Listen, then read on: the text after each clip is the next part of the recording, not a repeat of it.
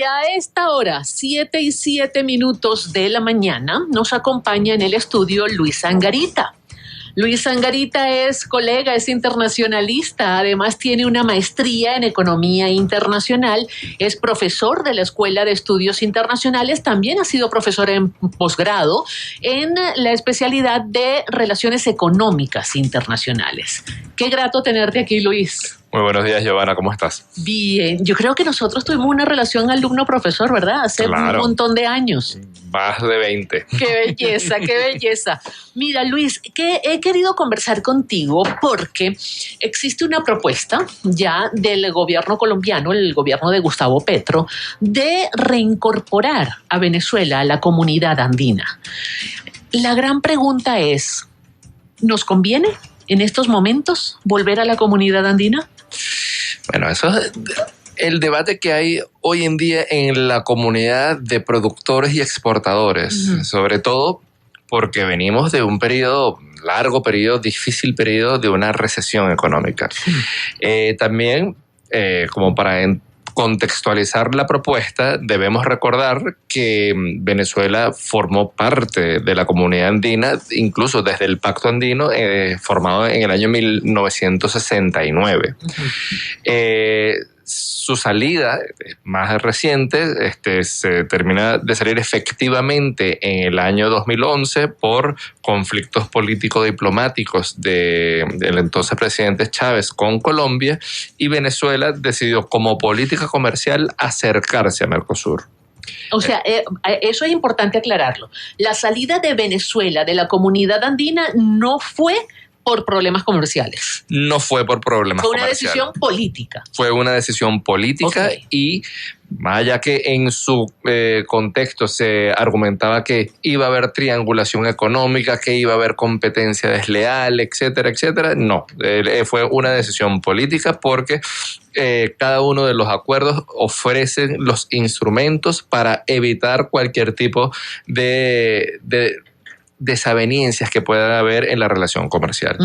Ahora, Venezuela y Colombia han tenido una relación comercial histórica que los llevó a ser los principales socios comerciales fuera de Estados Unidos. Es decir, Venezuela para Colombia era su segundo socio comercial, y Colombia para Venezuela fue siempre su segundo destino de exportaciones luego de Estados Unidos. Okay. Esto, por supuesto, tanto por la salida de la comunidad andina y por la crisis económica que hemos vivido, eso ha venido cayendo, y hoy en día Venezuela prácticamente no le es relevante a el mercado colombiano. Es decir, Colombia ya tiene relaciones con gran cantidad de países alrededor del mundo, lo que hace que Venezuela sea una pequeña parte de todo lo que representa el mercado colombiano.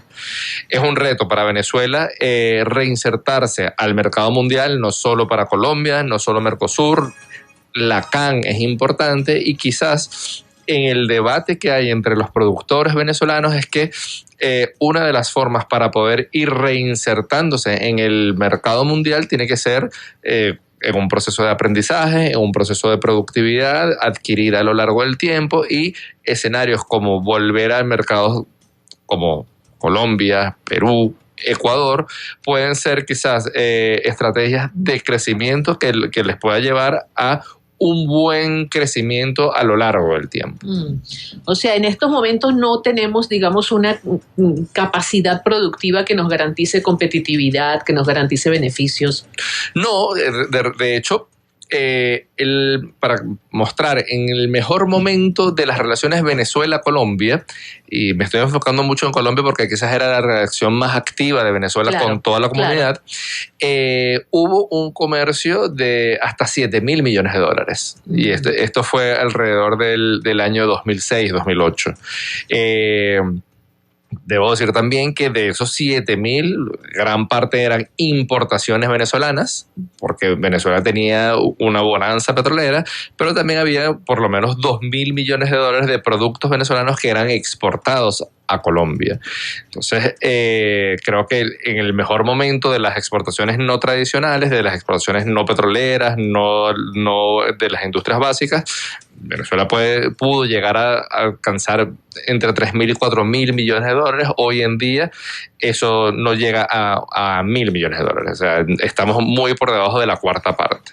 Entonces creo que es deseo de todos tratar de diversificar la economía, claro, buscar otros mercados, otros productos, y lo que ha sucedido en los últimos 2-3 años es que se están descubriendo capacidades, por ejemplo, en productos del mar, pulpos, nuevos camarones, nichos, ¿no? Y por supuesto eso te abre nuevos espacios para entrar a mercados y tener siempre un acuerdo comercial con preferencias que te permita acceder a mercados con mejores condiciones siempre va a ser bienvenido. Claro. Ahora ahí va a haber un gran problema de la política comercial venezolana, porque Venezuela pertenece todavía de derecho y de obligaciones al Mercosur. Está suspendido políticamente. ¿Y no puede estar en los dos mecanismos? Tiene que conciliar porque los mecanismos implican políticas comunes, por ejemplo, cuál es el arancel venezolano. El arancel de Venezuela, si está asociado a un acuerdo, un acuerdo común, por ejemplo, un arancel externo común, hoy en día lo tiene con el Mercosur, lo había tenido con la comunidad andina y lo dejó de tener.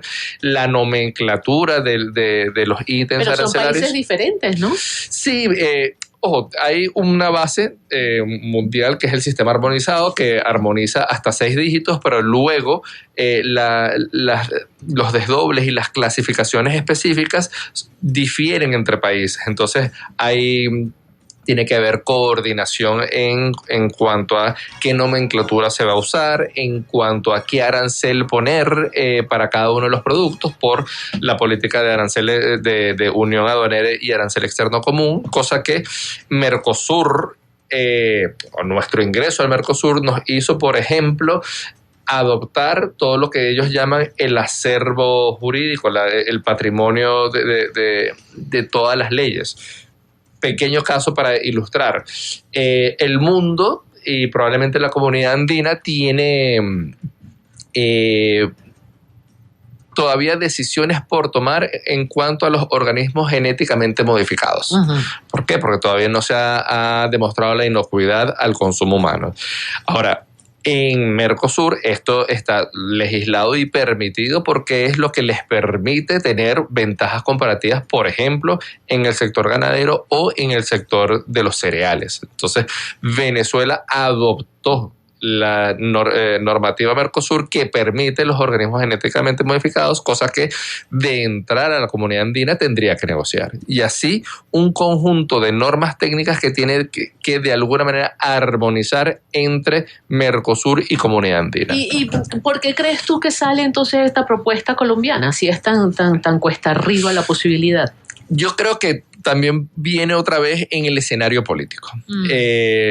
Se escucha por primera vez esta propuesta casualmente con el ascenso de Petro, se discute en el cambio de la presidencia pro tempore de la comunidad andina que se realiza en Lima, donde también se habla que la CAN se debería ampliar a socios estratégicos como Chile, Argentina y Venezuela, que la coincidencia de estos tres actores no es solo su peso comercial, sino su carácter de gobierno de centro izquierda. Entonces creo que manejan de alguna manera, y eso preocupa porque confunde a el público y al productor y al consumidor, que los acuerdos de integración que deben tener características de perennes sean manejados con criterios políticos y que terminen afectando las posiciones comerciales de cada uno de los países. Sí, con criterio totalmente ideológico, ¿no? Totalmente. ¿Se tiene noticia de cuál ha sido la respuesta de Venezuela? ¿Hubo alguna respuesta a ese planteamiento? Formalmente no ha habido, aunque podemos entender que el Ministerio de Economía, el Viceministerio de Comercio Exterior está tratando, por supuesto, de buscar nuevos destinos, de lograr insertar nuevos productos, por ejemplo, los productos del mar. Pero ya en el marco de una relación bilateral, no dentro de la comunidad. No hay una posición formal con respecto al tema de la comunidad. Creo que lo manejan delicado por las implicaciones que tiene frente a Mercosur. O sea que es más factible que se termine consolidando desde la relación desde el punto de vista bilateral. Sí, totalmente. Por ejemplo, ahorita a propósito de la apertura de la frontera, de las cosas técnicas que más preocupan es la renegociación de el acuerdo comercial número 28, que es el que rige las relaciones comerciales entre Colombia y Venezuela luego de que Venezuela se salió de la comunidad andina. Okay. Antes, por supuesto... ¿Ya no está negociado ese acuerdo? Está negociado, pero fíjate que cuando Venezuela se sale, Venezuela denuncia el acuerdo en el año 2006 de la comunidad andina. Transcurren 5 años y es en el 2011 que ya con mucha premura y quizás con mucha improvisación terminan firmando un acuerdo muy pequeño, muy limitado, solo para el área comercial, con unas listas exhaustivas de a qué preferencias se le van a dar y a qué productos no se le van a dar preferencias. Y resulta que hoy en día toda América Latina tiene unos acuerdos comerciales que son mucho más robustos, que protegen inversión, que hablan de normas técnicas, que hablan de dobles tributaciones, cosa que no está presente en este acuerdo número 28. O sea que nos hemos quedado rezagados, pues.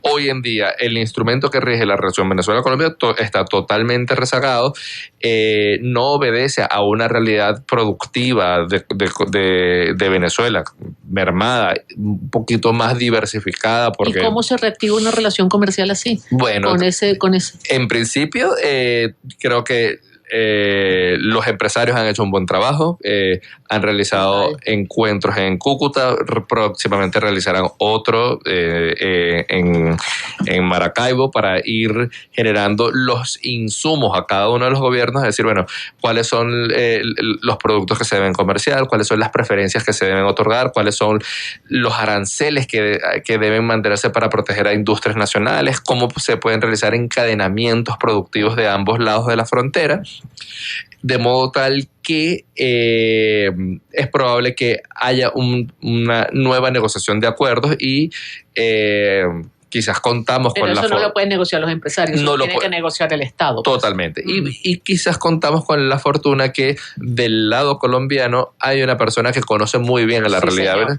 Que es Germán Umaña, el designado ministro de Comercio e Integración por Petro. Es una persona que ha tenido una relación de amistad importante. Viene de la Cámara de Comercio. Viene de la Cámara de Comercio venezolano-colombiana y conoce las cosas que hay que hacer. Por supuesto, en el caso de Germán, probablemente defenderá el interés colombiano. De este lado, nosotros tenemos que trabajar, no solo desde el punto de vista empresarial, desde el punto de vista académico, desde el punto de vista público, para que esa relación y ese nuevo acuerdo que salga de una relación bilateral proteja los intereses y sea eficiente para responder a la población venezolana, al consumidor venezolano y sobre todo al productor, y que genere empleos para Venezuela. Entidades como por ejemplo Consecomercio ha llamado mucho la atención y ha activado todas las alarmas con el tema del contrabando en la frontera.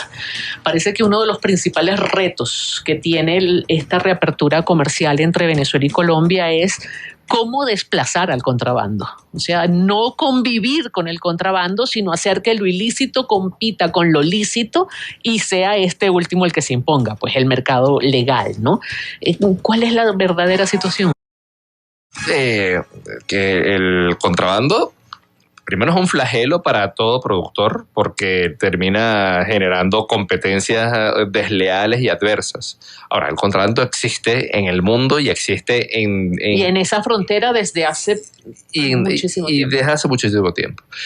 Creo que la mejor respuesta para eso es que la facilitación del comercio sea efectiva, es decir, que no hayan trámites, que no hayan trabas en las aduanas, que los trámites sean digitales, que no haya un costo... No haya trabas administrativas y burocráticas, pues. Que no haya un costo administrativo al productor de tener que enfrentarse a la administración y que le sea atractivo tener que acudir al contrabando, que el contrabando sea más caro que la vía institucional. Entonces, creo que... ¿Y eso es factible? ¿Se puede lograr? Sí, yo creo que hubo un momento que lo era, porque cuando era la política de fronteras abiertas y toda esta creación de estructuras de infraestructura de puentes binacionales con aduanas digitalizadas, creo que eso termina siendo posible si hay la voluntad administrativa de lograrlo. Entonces creo que ahora con el incremento del precio del combustible en Colombia, pues me imagino que se agudizará el contrabando de gasolina desde Venezuela a Colombia. Y sobre todo que Venezuela no tampoco es que está bollante ni de precios ni de cantidades en el caso de la gasolina. Pero siempre ha habido contrabando de gasolina, aún en los momentos de mayor escasez en Venezuela, ¿no? Sí, yo creo que también otro de los temas más importantes que hay en frontera tiene que ver con el tema de seguridad. O sea, la seguridad también será un gran problema. Del cual no se ha hablado mucho públicamente, ¿no? No se ha hablado mucho, sobre todo porque hay posiciones o quizás tabús que hay porque lo que involucra a la Fuerza Armada Nacional. Creo que se ha anunciado un encuentro entre los ministros de defensa, cosa que debe ser clave para atender el tema de seguridad. Claro, pero Colombia dijo que eso estaba como en el cuarto, quinto lugar de prioridades en la relación, ¿no? Totalmente, aunque creo que si vemos la agenda política de Petro, el tema de la paz debe estar entre sus prioridades. Claro, pero lo que pasa, la percepción que por lo menos yo tengo es que Petro considera que él puede negociar la paz en Colombia, a nivel interno, no necesita a Venezuela para negociar la paz en Colombia. Pareciera que esa es la posición, ¿no? Sí, y quizás puede ser el enfoque. Ahora, en la relación de frontera,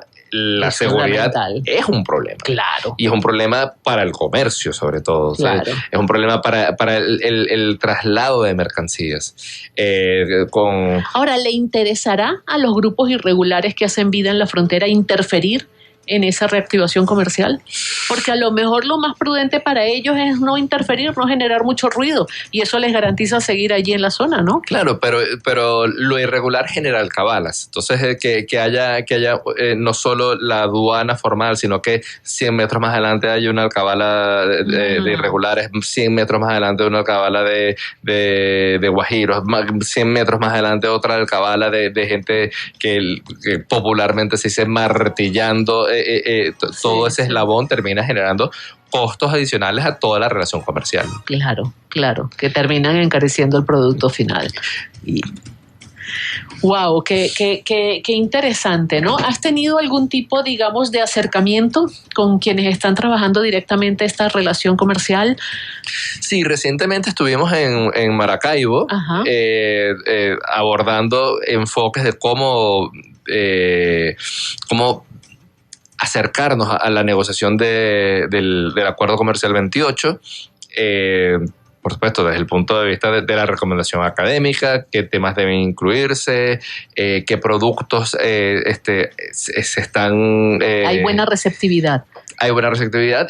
Pero eso fue un encuentro de empresarios, es un que encuentro, a fin de cuentas no son los que van a tomar las decisiones para la renegociación del acuerdo. Pero generan insumos. Y generan insumos. Ojalá sean escuchados. Y ojalá sean escuchados. Un caso particular, por ejemplo, un productor textil que al día siguiente del ascenso de Petro recibió 4 llamadas de personas colombianas porque la expectativa de apertura les ofrecía a los colombianos manufacturas y transformaciones mucho más baratas en el lado zuliano que en Perú. O sea, imagínate. Entonces pueden enviar telas de Colombia al Zulia para que sean transformadas y que estas sean en una fase pequeña del eslabón devueltas a Colombia para su exportación, y eso es trabajo para el venezolano. Claro. Ahora, si la frontera está cerrada o si no hay servicios de logística, el productor está en la obligación de enviar, por ejemplo,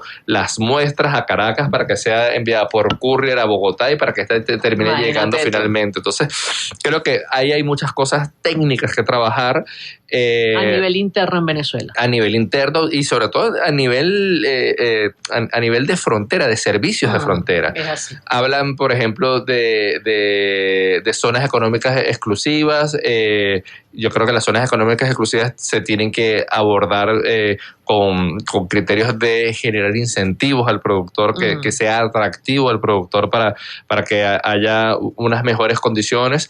Colombia compite, que tiene más de 9 zonas económicas y que tienen carácter de exportación importante, de modo tal que si nosotros pensamos no solo entrar en una relación bilateral con Colombia, sino a toda la comunidad andina, debemos reforzar ese criterio de competencia que hoy rigen los acuerdos de comercio en el mundo. Qué bueno. 1.000.000 de gracias, Luis, por estar aquí. Me encantó conversar contigo. Muchas gracias a ti, Joana. Luis Angarita, internacionalista con especialización en comercio internacional, profesor de pre y posgrado en relaciones económicas internacionales. Vamos a una pausa y enseguida volvemos con más Aquí y Ahora.